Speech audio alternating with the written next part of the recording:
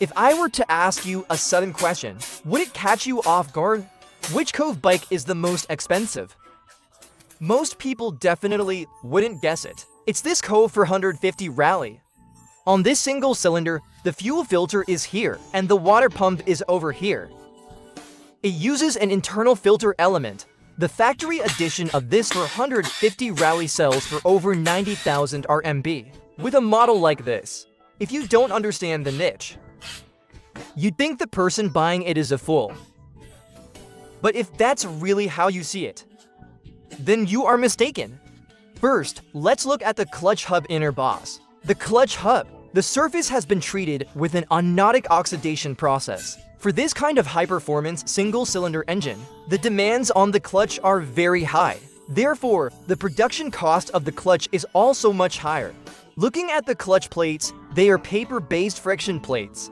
Let's look at the overall engine structure. This type of engine usually pursues extreme optimization. So if you look at the internal parts, like the clutch basket and so on, the clearance between them and the crankcase edge is very small. The case almost tightly wraps around the components. Therefore, the requirements for engine design are very high.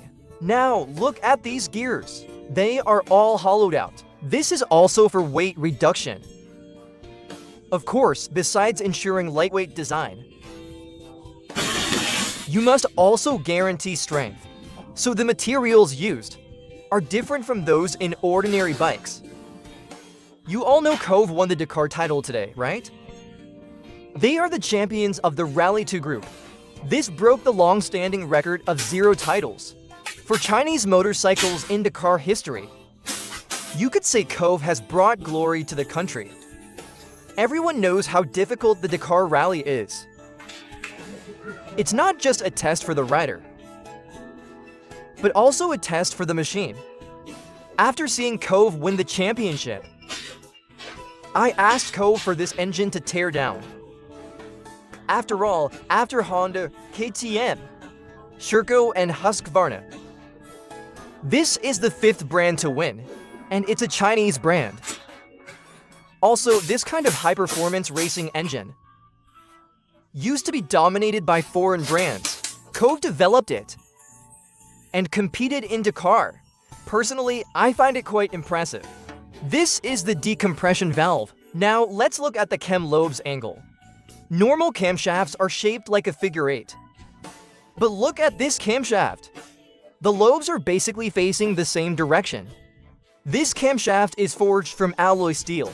Let me show you how it works. The lobe in the middle opens the 2 exhaust valves via this roller rocker arm. The 2 lobes on the sides independently control the 2 intake valves. The intake side uses to finger followers. Below the followers are the valve adjustment shims. Now look at the camshaft bearings. It uses Japanese NTN bearings. Both bearings are Japanese NTN. Oh, right, look at the timing chain. The timing chain is a Japanese DID chain. The chain is DID, but the chain guides are from Chongqing Duobao. Let's take a close-up look at the cylinder head. The 2 finger followers have ADLC coating, and the tip of this roller rocker arm also has the DLC coating. That is diamond-like carbon coating to increase its wear resistance. Now for the valves of this engine. Racing bikes have very high technical requirements for valves. They need high strength, excellent fatigue resistance, and great high temperature resistance to ensure high intensity for racing. The cylinder head is manufactured by Chongqing Zhicheng. They even produce heads for KTM. Now let's look at the cylinder. I bet even if I didn't say anything, you'd guess it uses a ceramic-plated cylinder. High-performance engines rely heavily on this technology, so the Kove 450 also has a ceramic-plated cylinder. Let me pull out a solder screwdriver Let's put it to the test. Watch me scratch it with the tip of the screwdriver.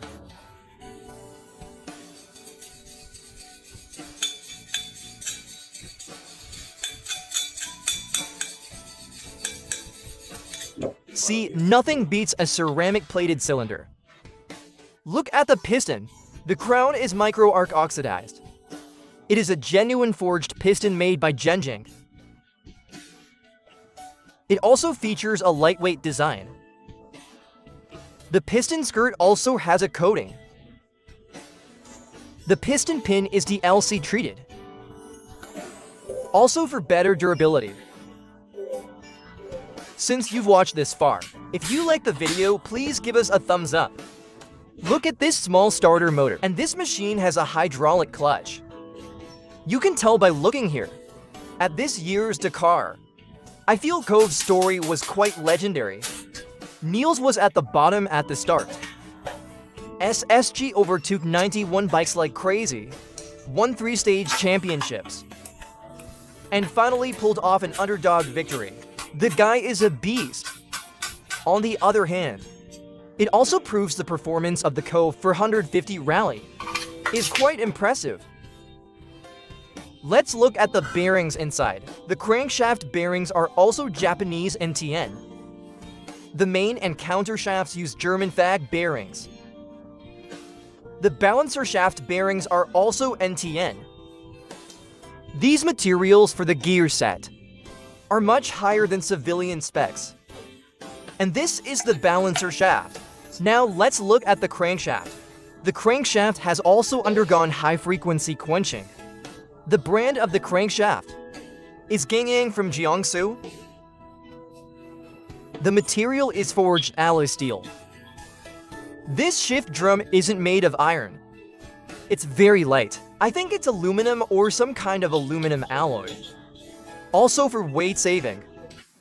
Alright, there's not much else to see in the gearbox. We finished the teardown. Oh right, the bearings in this case half are the same as the ones in the other half. The same bearings.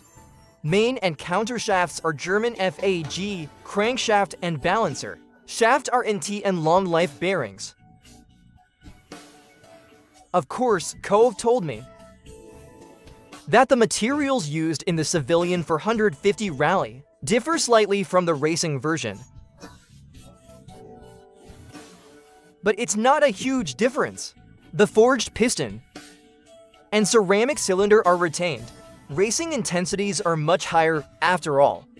This is understandable and was clarified beforehand. So how do you maintain this engine?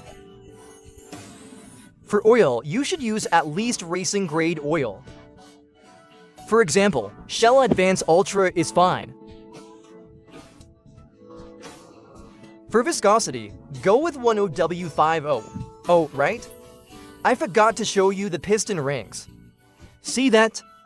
It has only one compression ring for lower friction, which also demands more from the ring itself. Finally, thanks to Kove for bringing glory to the nation. I also hope you all can take a fresh look at Kove. Kove's R&D team is really working hard. Alright, that's it for this video. Thanks for watching.